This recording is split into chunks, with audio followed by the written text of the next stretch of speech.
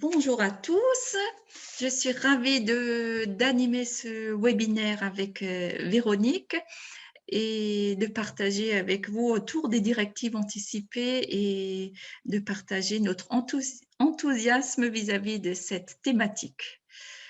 Voilà, donc comme l'a dit Marie, je suis cadre de santé formatrice, j'ai travaillé longtemps dans un établissement de santé dans la banlieue de Strasbourg. Et maintenant, j'anime différents stages, en particulier sur les directives anticipées. Et Véronique? Oui, donc moi je suis médecin au réseau alsacien de soins palliatifs, je suis ancienne médecin urgentiste et actuellement médecin coordonnateur de l'Escale Saint-Vincent. Voilà. Alors, pour je vais voir pour pouvoir avancer le PowerPoint. Alors, l'objectif de cette petite demi-heure, c'est de vous faire connaître les textes législatifs de référence relatifs aux directives anticipées, de partager avec vous aussi des documents qui sont mis à la disposition des professionnels et du grand public. Il y a effectivement beaucoup d'infographies qui sont en libre service, j'allais dire, sur Internet, mais on n'a pas toujours le temps de les chercher. Et aussi, l'idée d'échanger avec Véronique, c'est de confronter la théorie avec la pratique. Et on vous a préparé des cas cliniques et on verra l'expertise de Véronique à propos de ces cas. Alors, au niveau des textes, le premier texte de référence, c'est la loi du 4 mars 2002 relative aux droits des malades et à la qualité du système de santé, qu'on appelle aussi la loi Kouchner.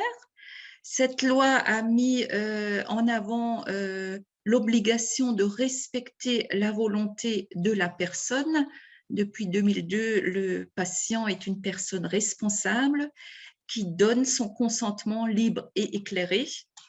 Et cette loi a mis aussi la première fois, a donné naissance à la personne de confiance qui est le porte-parole du patient pour le jour où il ne pourra plus s'exprimer. Après, il y a la loi du 22 avril 2005 relative aux droits des malades et à la fin de vie, qu'on appelle aussi la loi Leonetti. Et cette loi a donné naissance, si je puis dire, aux directives anticipées, puisqu'elle donne la possibilité à toute personne majeure de rédiger des directives anticipées pour le cas où elle serait un jour hors d'état d'exprimer sa volonté. Elle parle de conditions de limitation ou d'arrêt de traitement. Et la dernière loi dont je souhaite vous parler, c'est la loi Claes-Leonetti du 2 février 2016, qui crée de nouveaux droits en faveur des malades et des personnes en fin de vie et qui renforce le dispositif des directives anticipées. Alors déjà, qu'est-ce que c'est, de quoi on parle?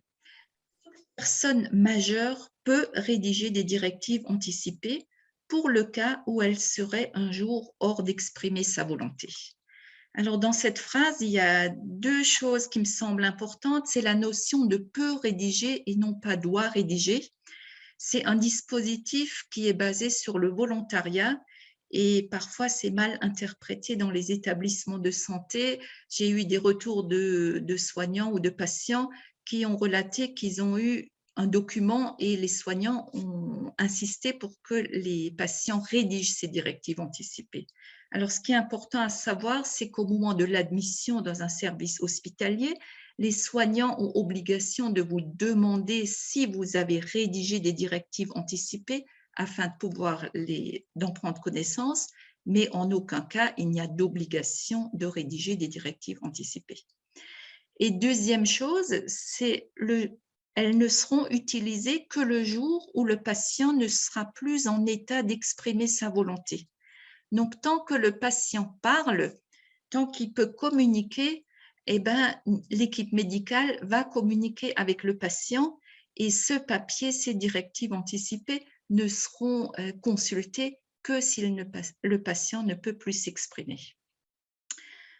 Ensuite, ces directives anticipées, qu'est-ce qu'elles nous disent? Elles expriment la volonté de la personne relative à sa fin de vie en ce qui concerne les conditions de la poursuite de la limitation, de l'arrêt ou du refus de traitement ou d'actes médicaux. Là, ce qui est important aussi, c'est que les directives anticipées nous parlent de la fin de vie et sont à utiliser que si le patient est à ce stade de sa vie, à la fin de la vie. Et depuis la loi 2016, il est demandé aux citoyens de noter ce qu'ils souhaitent si on poursuit ces traitements. Parce qu'il y avait un amalgame que les directives anticipées, c'est automatiquement limitation ou arrêt de traitement, mais vous pouvez aussi noter dans les directives anticipées que vous souhaitez que les traitements soient poursuivis. Il ne faut en aucun cas que le fait de rédiger des directives anticipées soit une perte de chance pour le patient. Il doit évidemment bénéficier de toute l'expertise médicale. On en parlera avec Véronique.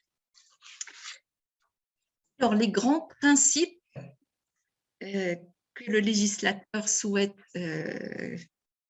qu'on mette en avant, c'est qu'est-ce que je souhaite, jusqu'où je souhaiterais aller si je suis maintenue en vie artificiellement. Ça, c'est le premier grand principe. Le deuxième, quels sont les actes et les traitements médicaux contribuant au maintien artificiel de la vie que je serais d'accord de recevoir?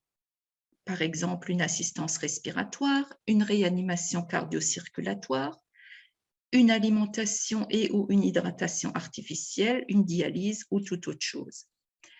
Le troisième point, c'est que le citoyen statue au niveau de sa position vis-à-vis de la sédation profonde et continue maintenue jusqu'au décès. Et là, nous vous invitons à regarder le webinaire que Dr Xavier Matlar a fait à propos de la sédation profonde et continue maintenue jusqu'au décès, qu'il est vrai que c'est important de savoir de quoi on parle. Alors Véronique, je voudrais te poser une première question. Au vu des définitions que j'ai citées, si maintenant, moi, aujourd'hui, je souhaite rédiger des directives anticipées, quelles sont les questions que je devrais me poser, sachant que je pense être en bonne santé? Alors, quelles sont les questions que toi, tu devrais te poser? Oui. Déjà, si tu as le désir d'écrire des directives anticipées et que tu te sens en bonne santé, c'est que tu as déjà certaines choses en vue que tu ne veux pas ou que tu voudrais.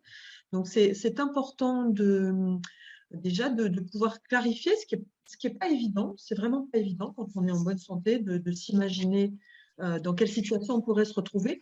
Mais suite à un problème familial ou un problème dans son cercle proche d'amis ou de proches, ou suite à la vision d'un documentaire, on pourrait se dire bah, ça je ne voudrais pas ou ça je voudrais. Donc c'est important de pouvoir l'écrire. Donc il ne suffit pas de l'écrire, c'est important de pouvoir en parler, de pouvoir communiquer. Et là je vais rebondir sur la personne de confiance. Si déjà on écrit des directives anticipées en bonne santé, c'est bien de pouvoir aussi désigner une personne de confiance et de lui raconter ce qu'on pense, ce qu'on veut dire, parce que quelques mots sur un papier, quelquefois, résument très mal ce qu'on pense et c'est mieux d'en parler.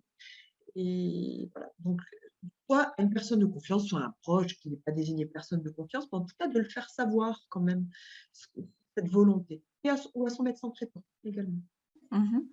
Donc, le dispositif des directives anticipées et de la personne de confiance, on peut dire que c'est deux dispositifs qui sont liés.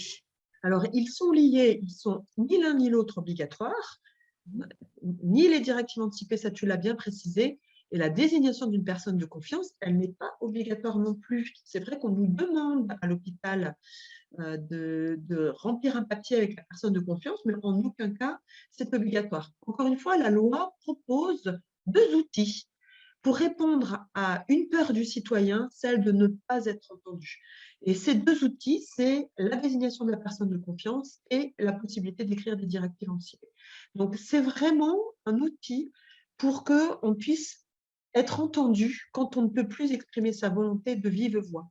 Voilà, ce n'est pas obligatoire, mais si on veut absolument être entendu dans sa volonté, et ben voilà ce dispositif, ces deux dispositifs qui nous sont offerts.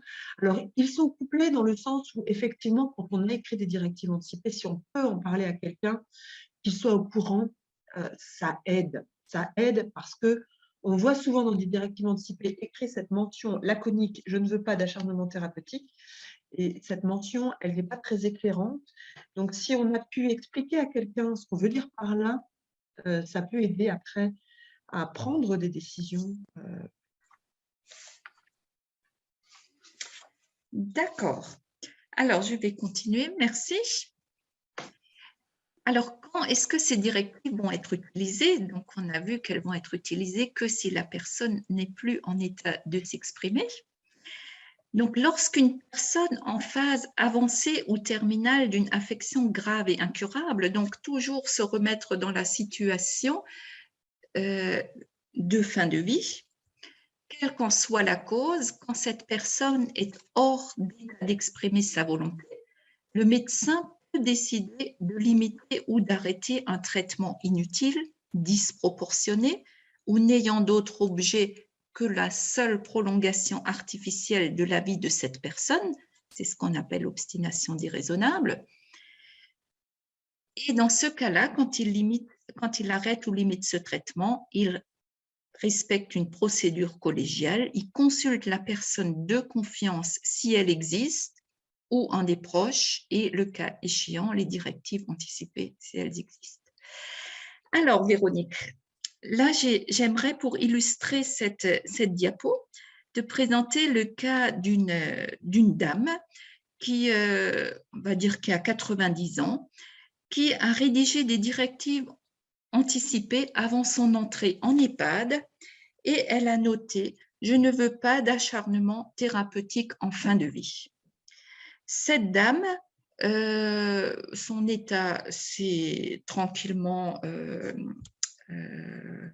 sa démence a évolué, elle s'est retrouvée grabataire, GIR 1, et la question se pose de mettre en place ou non une perfusion sous-cutanée, sachant qu'elle mange pratiquement plus et elle prend encore un peu d'eau gélifiée, mais que ça ne suffit absolument pas pour subvenir à ses besoins quotidiens. Alors, qu'est-ce que tu peux nous donner comme éclairage en tant que médecin, sachant que, donc, je rappelle que dans ces directives anticipées, elle a écrit, c'était très clair pour elle, « Je ne veux pas d'acharnement thérapeutique en fin de vie, point final ». D'accord. Alors, je remets juste en perspective. Hein, donc, bon, là, tu me présentes un cas que je ne connais pas.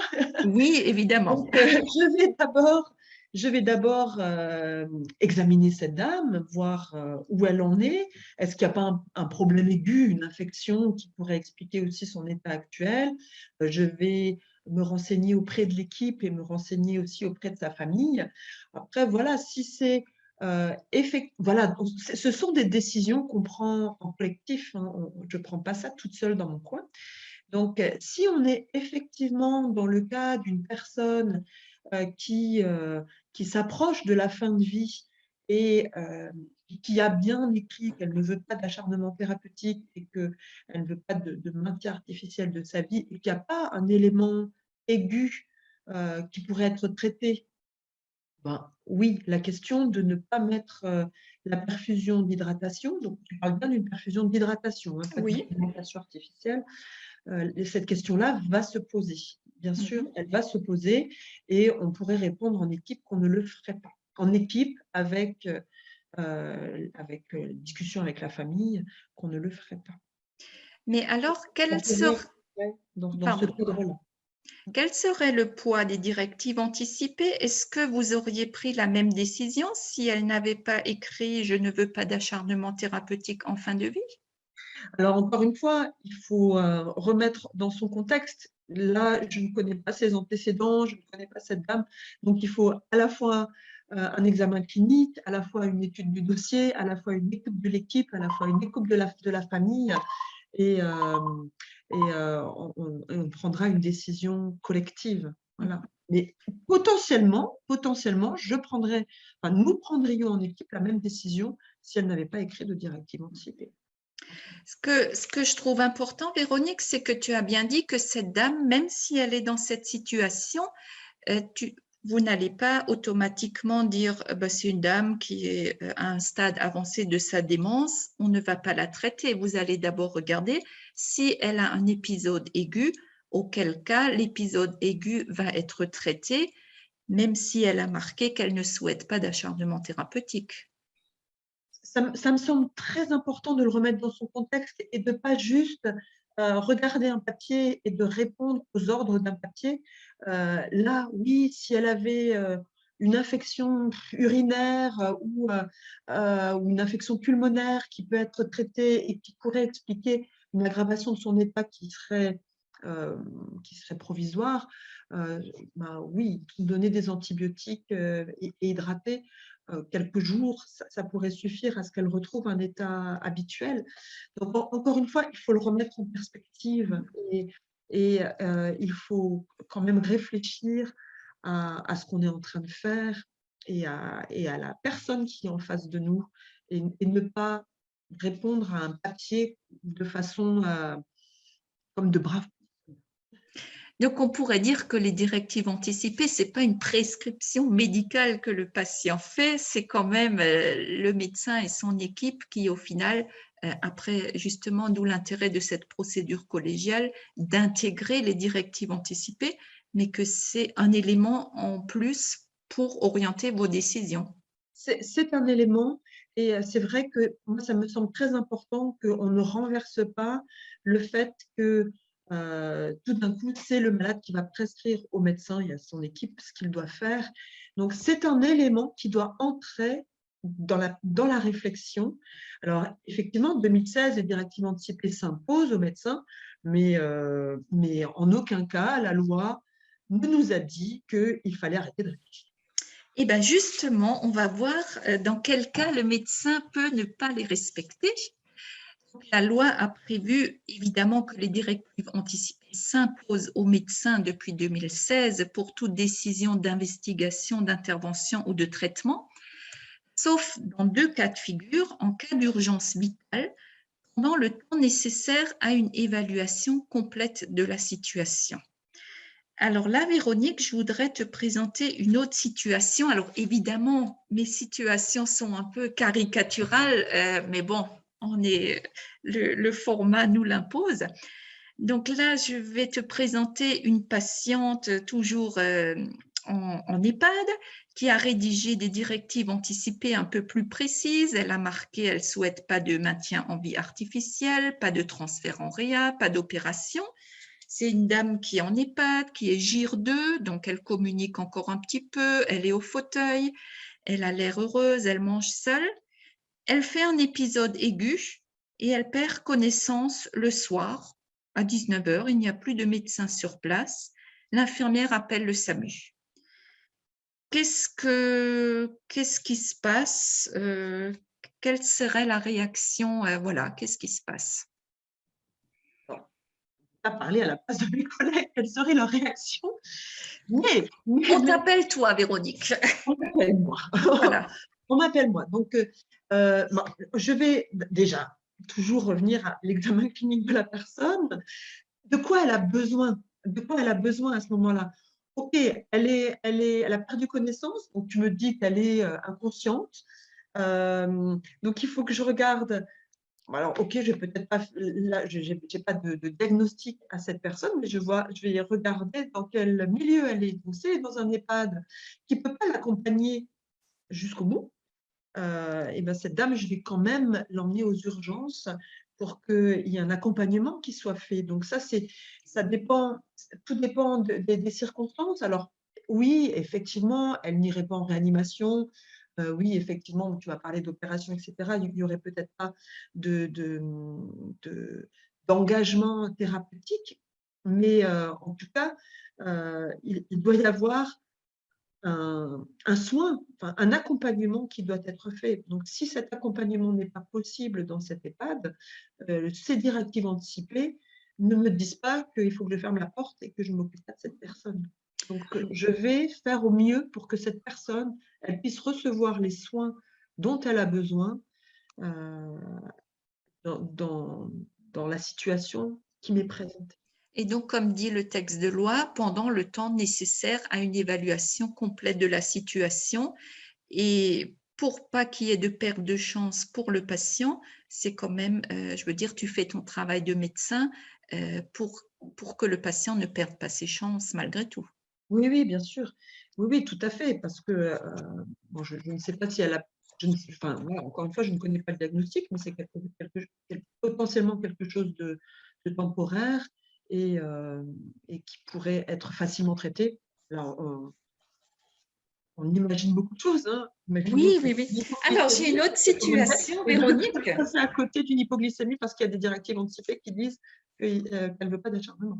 Bon, Oui, j'exagère un peu, mais oui, voilà. mais oui. On examine, on regarde de quoi il retourne et on prend ses décisions. Et les directives anticipées ce sont un élément pour prendre la décision, mais ce n'est pas une porte qui se ferme. Voilà, c'est pas une porte qui se ferme. Donc là, on pourrait s'imaginer plein de choses, mais en tout cas, la personne a droit à un accompagnement et à avoir des soins et des traitements s'ils sont faciles à réaliser. Alors, une autre situation pour illustrer cette situation d'urgence, Véronique. On a une dame qui a une maladie de Charcot, SLA, sclérose latérale amyotrophique, qui, elle, est connue de l'équipe médicale, l'équipe paramédicale. C'est une maladie évolutive, donc elle avait déjà des difficultés respiratoires. Elle a bien précisé au médecin que tu es, Véronique, qu'elle ne souhaite pas de trachéotomie le jour où elle est en détresse respiratoire. Et elle fait un épisode aigu de détresse respiratoire. Que faisons-nous? Est-ce que là, tu respectes, je suis toujours dans le cadre de la loi que le médecin n'est pas obligé de respecter les directives anticipées en cas d'urgence vitale. Alors, dans ce cas de figure, comment ça se Oui. passe? Alors, c'est vrai que c'est très important et ça, c'est une des peurs du citoyen de ne pas être entendu. C'est-à-dire que et la maladie de Charcot, la sclérose latérale amyotrophique, c'est un modèle paradigmatique des directives anticipées. C'est-à-dire que euh, quand le diagnostic est annoncé, on peut s'imaginer certaines évolutions, dont la détresse respiratoire asphyxique, et on se dit, et donc, on écrit dans des directives anticipées qu'on ne veut pas être intubé, qu'on ne veut pas être trachéotomisé, qu'on ne veut pas aller en réanimation. Et c'est vrai que l'urgence vitale ne doit pas être à ce moment-là un contournement de ces directives anticipées. Donc ça, c'est vraiment important d'être bien au clair. Malheureusement, ce n'est pas toujours évident parce que soit on n'a pas eu l'occasion avec la personne d'en discuter de façon aussi claire, soit parce que la personne n'est pas prête, parce que l'évolution a été rapide, donc c'est quelquefois un peu compliqué. Mais si la situation est claire, que ça a bien été décrit comme ça et qu'on est face à une détresse respiratoire asphyxique, dans ces cas-là, oui, là, les directives anticipées s'imposent et on ne va pas intuber, mais on va s'occuper de cette détresse respiratoire asphyxique. Bien sûr. Donc ça, c'est important. Après, si ce n'est pas une détresse respiratoire asphyxique voilà, qui va conduire au décès, encore une fois, on va s'occuper du malade. C'est-à-dire que s'il a besoin, avec un peu d'oxygène et des antibiotiques, parce qu'on n'est pas dans une détresse respiratoire asphyxique, que c'est un moment qui passerait, on ne va pas tout de suite aller à la case sédation euh, parce que la personne a du mal à respirer. Donc, c'est aussi cliniquement des choses qui sont à apprécier par le médecin qui va intervenir. Ce n'est pas pareil, une difficulté respiratoire et une détresse respiratoire. Oui, donc est-ce qu'on pourrait parler dans ce cas-là, Véronique, pour les patients qui ont des maladies évolutives dont on connaît le pronostic, qu'on serait plus dans une planification anticipée de soins que les Anglais appellent Advanced Care Planning et que les directives anticipées seraient un dispositif intégré dans cette démarche d'anticipation? Oui, tout à fait. Tout à fait. Cette démarche d'anticipation, elle est très importante. Et c'est vrai que ça nécessite beaucoup de discussions, ça nécessite du temps. Et quelquefois c'est pas le bon moment. Donc, il y a toujours cette idée de trouver le bon moment pour en discuter avec le patient et pour clarifier où on pourrait aller. Ouais. Donc, c'est pas du tout pareil de rédiger des directives anticipées pour moi qui pense être en bonne santé, où je vais me projeter dans un incertain, enfin dans de l'inconnu, et quelqu'un qui a une maladie évolutive, où il va y avoir une probabilité, et il saura comment, enfin, il y aura différentes options possibles de comment les choses vont évoluer. Oui, tout à fait. C'est pas du tout, on n'est pas du tout dans la même démarche, mais malgré tout, quand on est en bonne santé, on peut aussi se positionner puisqu'il peut y avoir des événements aigus qui surgissent, comme soit un traumatisme crânien, par exemple, n'importe quelle origine, ou alors un accident vasculaire cérébral, par exemple. Alors, une dernière situation, Véronique, parce que le temps tourne, c'est que les directives anticipées s'imposent aux médecins, sauf lorsqu'elles apparaissent manifestement inappropriées ou non conformes à la situation médicale. Alors là, le citoyen peut se dire, bah, finalement, le médecin, il peut toujours s'en sortir. Et je voudrais illustrer ce manifestement inapproprié par une situation. Alors, on va se remettre en avril 2020, première vague de Covid. Madame Schmitt rédige des directives anticipées. Alors, en cas de Covid, pour moi, pas de transfert à l'hôpital. Je veux en aucun cas être intubée pendant 3 semaines, être couchée sur le ventre, enfin, elle a vu toutes ces images terribles à la télé. Et on se retrouve, on fait un saut dans le futur, ça fait un peu de science-fiction, on est en 2024 et le Covid est toujours encore là. Je ne sais pas si c'est une réalité ou pas, mais en tous les cas, Madame Schmitt fait une complication respiratoire après avoir été contaminée par le Covid. Et qu'est-ce que fait le médecin? Elle devrait être transférée parce qu'elle a une détresse respiratoire majeure. Tu es une coquine avec tes situations. Alors, bon, évidemment, c'est difficile de se projeter en avril 2024, mais on voit bien, en tout cas en février, en mars 2022, qu'on n'est plus du tout dans la même situation que mars 2020, qu'il y a 2 ans. Donc, encore faut-il voir, bah voilà. Donc, l'examen clinique de cette dame, ses antécédents, donc le contexte général, et puis après, où on en est de la pathologie Covid. Voilà, on n'est plus du tout dans la situation de mars 2020. Mais quand sera-t-on en mars 2024? J'en sais rien. Donc, il faut remettre tout ça en perspective. Donc, c'est vrai que certaines personnes âgées ont pu dire en mars-avril 2020, laissez-moi tranquille pour laisser la place aux jeunes. Ça, on l'a entendu, on l'a vu. Quand sera-t-on en mars 2024? Je ne sais pas. Donc, on va s'adapter aux éléments extérieurs et puis après, on intégrera les directives anticipées dans la réflexion. Et donc, dans cette situation, on pourrait dire qu'elles sont manifestement inappropriées puisque les directives anticipées depuis 2016 sont valables à vie. Et c'est vrai qu'il faudra revoir l'évolution des connaissances médicales pour voir si ce que le patient a écrit à un moment, si c'est encore adapté. Oui, il faut les mettre à jour. Alors, je vais encore rapidement vous montrer quelques diapos. Je vous ai parlé des infographies. Donc là, on vous a mis dans le PowerPoint quelques liens.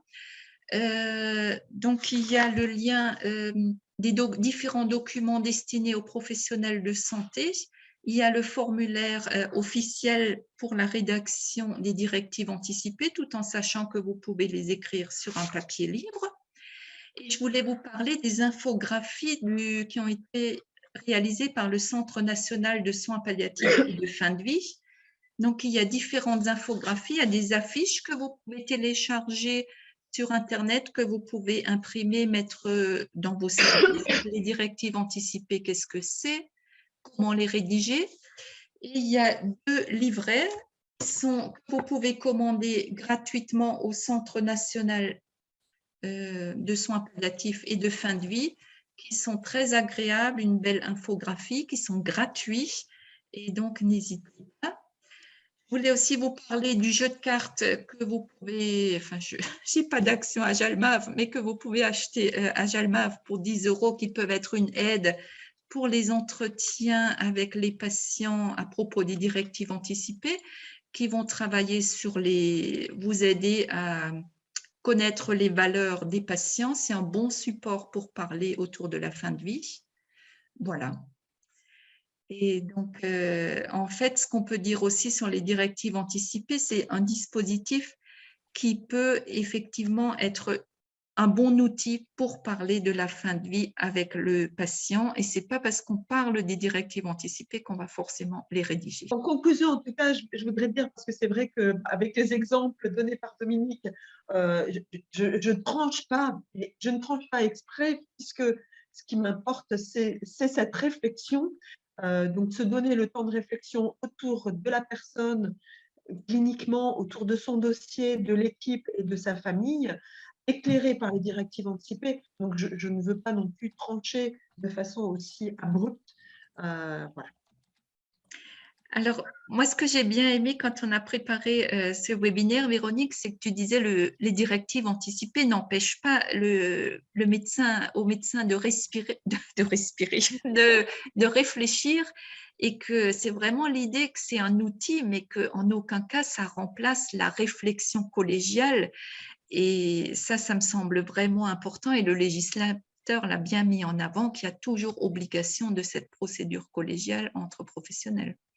Oui, tout à fait, oui. Alors, il y a quelqu'un qui pose une question sur la procédure collégiale. Oui, oui, c'est moi. Ah, voilà. Alors moi, au cours de l'exposé, je me suis quand même posé la question de savoir comment faisais-tu, Véronique, ou quelles sont les possibilités qu'on a quand on intervient, par exemple, dans un EHPAD en tant que médecin urgentiste, pour pouvoir organiser de manière assez rapide, pour pouvoir prendre des décisions, cette fameuse procédure collégiale ou recueillir l'avis d'autres soignants, comme ça, dans un contexte d'urgence et de prise de décision assez rapide. Alors, bon, c'est vrai que les interventions SMUR en EHPAD, bon, on a encore une équipe sur place quand même. Alors, la nuit, elle est peut-être pas très conséquente, mais moi, je ne suis plus médecin urgentiste, mais quand je l'étais, je me tournais vers l'équipe qui était là sur place pour avoir aussi leur ressenti, parce que je me suis rendu compte que certaines aides-soignantes nous appelaient par automatisme, mais c'est seulement en les interrogeant qu'elles me disaient « Oh, madame, elle attendait son décès, enfin, elle attendait la mort et elle l'attendait avec libération. » Et bon, c'est quand même des éléments importants à transmettre. Alors voilà, donc, c'est de se tourner vers l'équipe qui est sur place, appeler le médecin traitant quand c'est en heure de journée, et puis sinon, à minima, c'est d'en discuter avec le médecin régulateur du SAMU, donc ça fait déjà 2 médecins, plus l'équipe de SMUR qui est là et l'équipe de l'EHPAD qui est là, donc c'est du minima, mais c'est quand même une mini procédure collégiale, à minima, plus voire appeler la famille aussi, si elle autorise les appels de nuit pour essayer de sentir ce qui a pu être dit avant. Ben, on va arrêter là, puisqu'on a un petit peu dépassé notre temps de parole. Ben voilà. Alors, pour finir, on voulait vous partager une chanson de Linda Lemay qui chante Le souhait de Carmen. Et voilà, je trouve que ça illustrait bien nos propos. Et je vous souhaite à tous et à toutes une excellente journée.